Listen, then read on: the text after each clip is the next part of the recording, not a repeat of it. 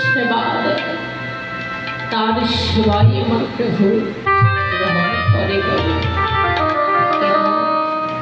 প্রভু এটাই বললেন, হ্যাঁ গো, তোমরা হয়তো জানো না, এই জগতে না আমি ক্ষীর স্বরে লবণে মিষ্টি মিষ্টান্ন ধন সম্পদ ঐশ্বর্য বিষয়ী বাসনার লোভী নয়, ভোগী নয়।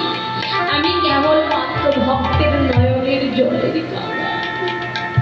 কোন ভক্ত যদি নয়নের জলে পক্ষারিত করে ডাকার ডাকতে পারি, আমি ভগবান যে দূরে থাকতে পারি না।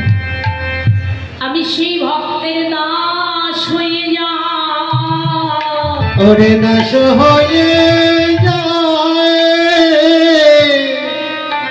কোন ভক্ত যদি আমায় নয়ন জলে ডাকতে পারে, ডাকিতে পারে, আমি সেই দিন হইতে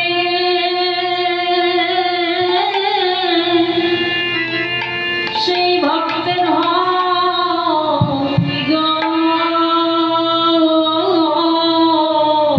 এই জগতে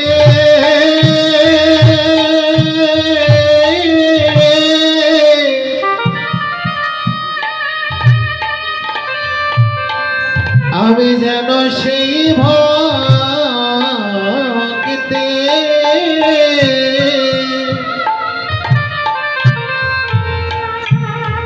দাস হয়ে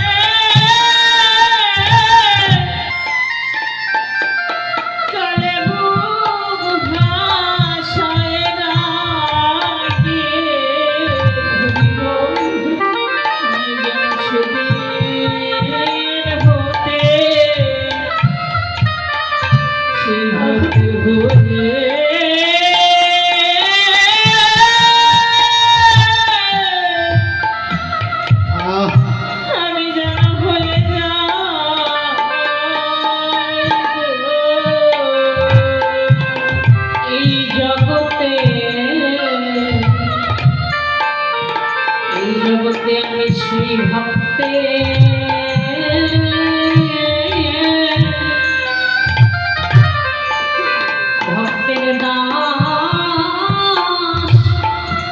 হই গো। এই জগতে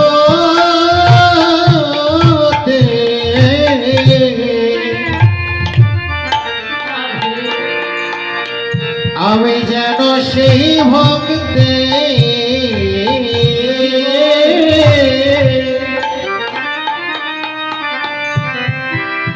দাস হয়ে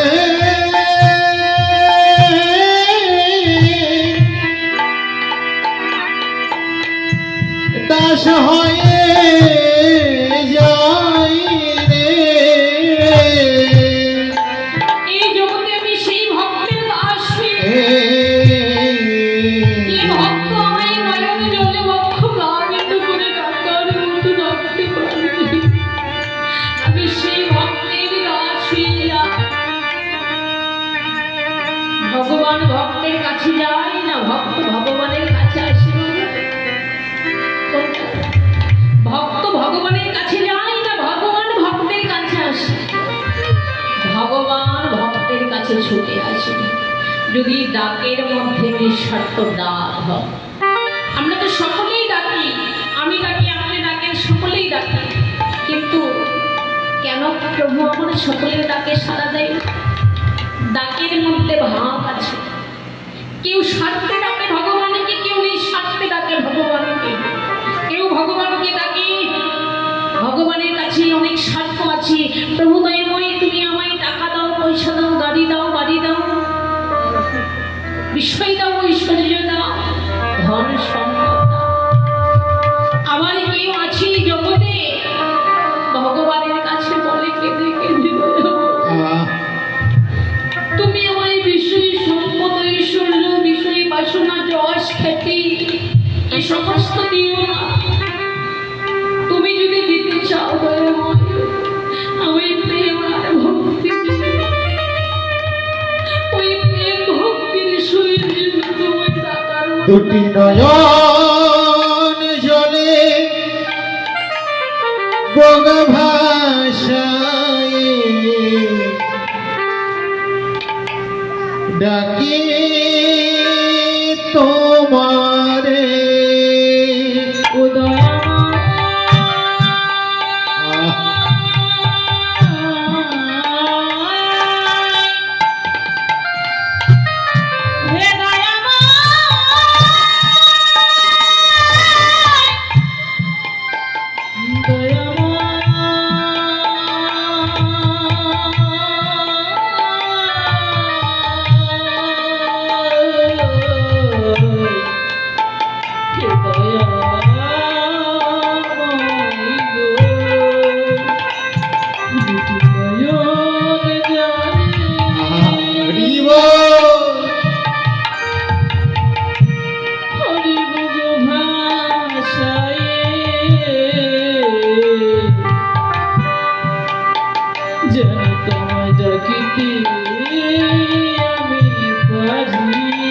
দেখা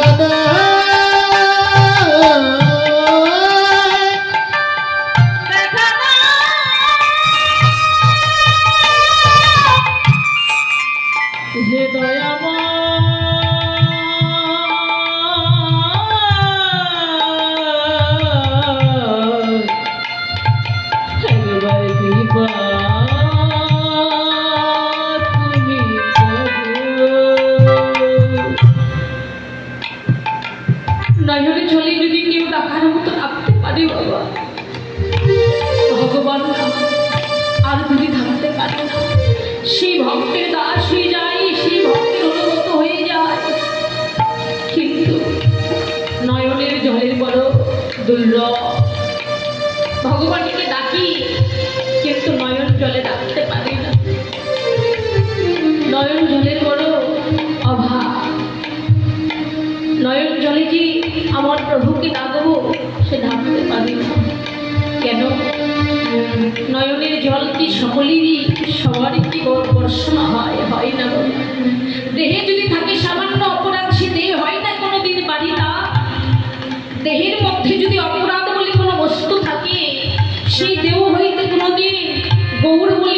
বাড়ি বর্ষণ হবে না বাবা। তাই এই দেহের অপরাধগুলো দূরভূত করতে হলে আপনাদের মতো সাধুগুরু বৈষ্ণব বাজারে যেতে হবে বাবা।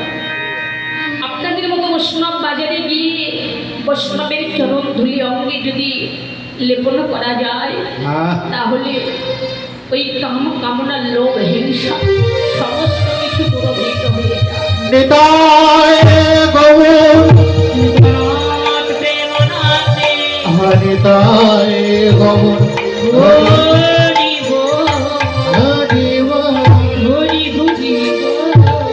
সমস্ত কিছু দূরভূত হয়ে যায়, কিন্তু এই গৃহে বসে থাকলে, মায়ার সংসারে বসে থাকলে, ওই মায়ার বোঝাটা মাথায় করে নিয়ে বসে থাকলে তো হবে না বাবা। বৈষ্ণব বাজারে যেতে হবে। এই মনের ময়লাটা দূরভূত করতে হলে বৈষ্ণবের চরণ ধুলির যে প্রয়োজন বাবা। এই অঙ্গের উপরে অঙ্গে বহিরঙ্গে যদি কোনো কাদা কালি ধুলো মাটি লাগে তাহলে কি করা হয়? কোনো সাবান দিয়ে পরিষ্কার করা হয়। কিন্তু এই মনের ময়লাটা দূরভূত করতে হলে তাদের মতো সাধুগুরু বাজারে যেতে হবে বাবা। এই মনের ময়লা দূরভূত করতে একমাত্র বৈষ্ণবের চরণ ধুলি যথেষ্ট বাবা। কিন্তু মায়ার সংসার যে বড় কঠিন। ওই মায়ার সংসারে বসি মায়ার বোঝাটা মাথায় করে নিয়ে না আসল বস্তুটাকে ভুলে গেছে।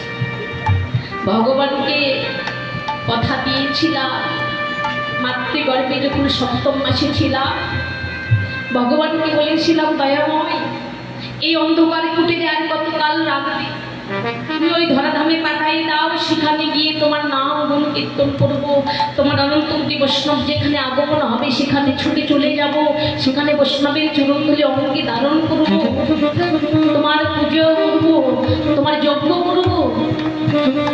কিন্তু ভগবান বলেছে, হ্যাঁ গো তোমরা তো বলো, কিন্তু যখন ওই মায়ার সংসারে চলে যাও, মায়ার সংসারে গিয়ে আমার আমিত্ব পেয়ে আমাকে যে তোমরা ভুলে যায়।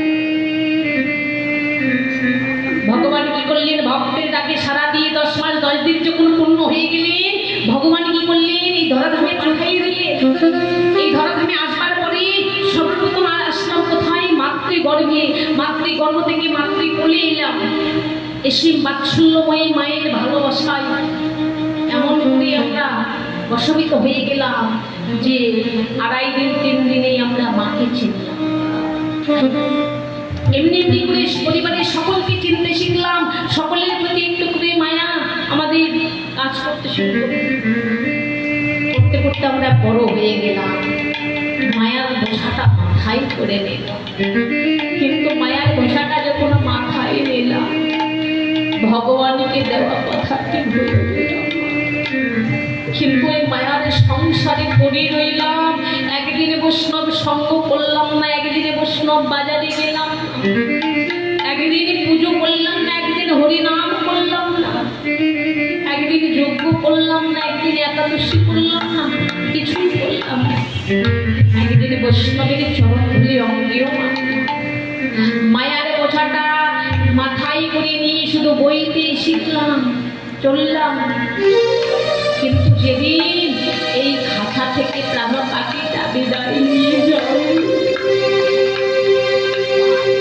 যেদিন আমাদের 4 জন কণ্ঠে করে বল হরি হরি বল হরি হরি বল হরি হরি, আমি যাবার বেলা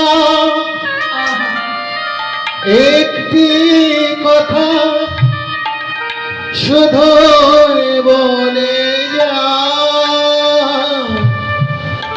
জনম জনম এই হরিনাম আমি যেন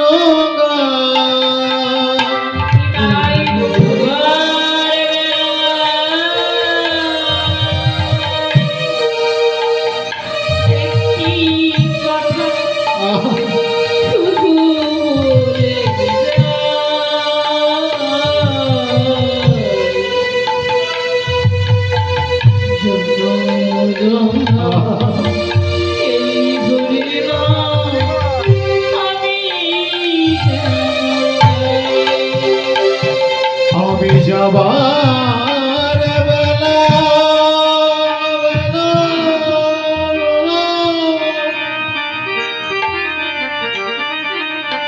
একটি কথা শুধুই বলে যায়, জনম জনম এই হরিনাম আমি যেন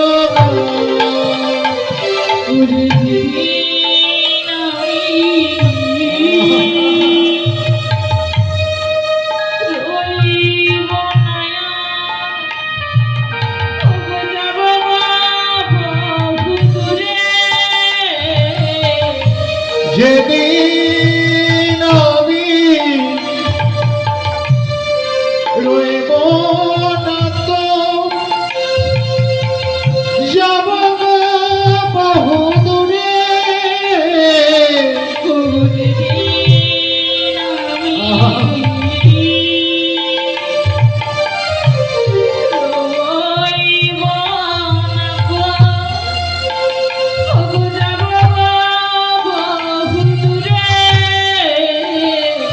একটি সাধের প্রদীপ জ্বালিয়ে হাতে কৃষ্ণ নামের সাধে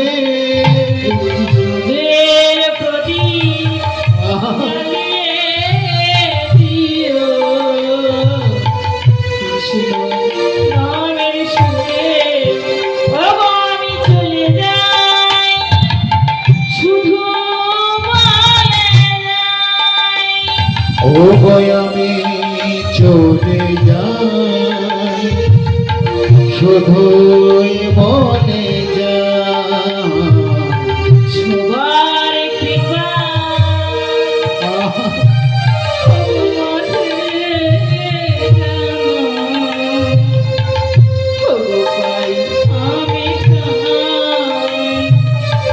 আমি চলে যাই, চলে যাই।